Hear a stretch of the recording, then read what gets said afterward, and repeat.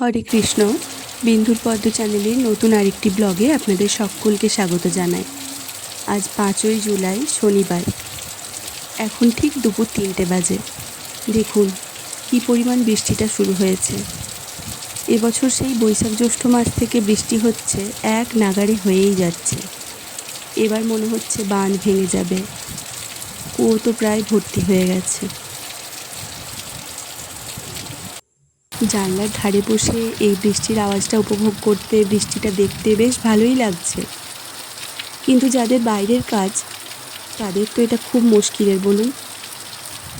ঘরে বসে থাকলে তো সবার চলবে না, বা যাদের মাটির ঘর তাদেরও ভীষণ মুশকিল। আর বৃষ্টি দেখতে দেখতে আপনাদের দেখাই পদ্ম কিভাবে আম খাচ্ছে। খেতে তো আদৌ পারবে না, কিচ্ছু খেতে শেখেনি। আপনারা যদি জানেন অবশ্যই আমাকে জানাবেন যে কিভাবে ওকে খাওয়াবো, কিভাবে খেতে শেখাবো। আমি এখন এক বাটি বড় বাটিতে আম নিয়ে বসেছি, একদম গাছ পাকা আমাদের গাছের আম, খুব মিষ্টি আমগুলো। এই সমস্ত আমগুলো আমি নিয়ে খাবো এখন, তাই ও সেগুলো নষ্ট করবে, ঘেঁটে ঘুঁটে সব নষ্ট করা আর জামাতে লাগানো, এই ওর কাজ। দেখুন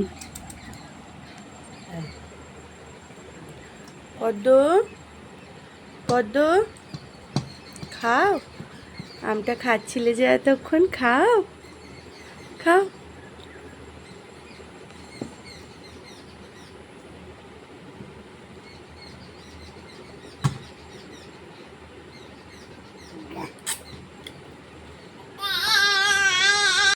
আর আমি যখন আমগুলো খাচ্ছিলাম তখন ও সমস্ত আমগুলো হাতে চটকে জামায় লাগিয়ে একাকার করলো।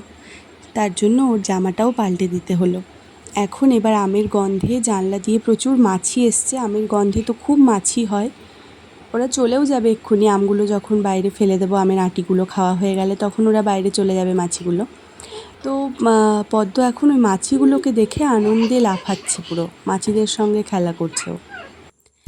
আর এরপর আজকে আমার ডাক্তার দেখাতে আসার ছিল। ওই যে বললাম যে যাদের বাইরের কাজ তাদের ভীষণ মুশকিল এত বৃষ্টিতে আসা। এই যে বাবার সঙ্গে চলে এসেছি ডাক্তার দেখাতে। বাবার সঙ্গেই বাইকে আসার কথা ছিল, কিন্তু শেষ মুহূর্তে বাইকে এত বৃষ্টিতে না এসে হঠাৎ করে টোটো বলতে হলো, টোটোতে করে এলাম। এখানে পুরুলিয়া জেলার এখানে ডাক্তারবাবু মাসে একদিন আসেন, তো ফোন করে ওটা জেনে আসতে হয়। এই একদিন যদি কোনোভাবে মিস হয়ে যায় তাহলে আর দেখানোই হবে না।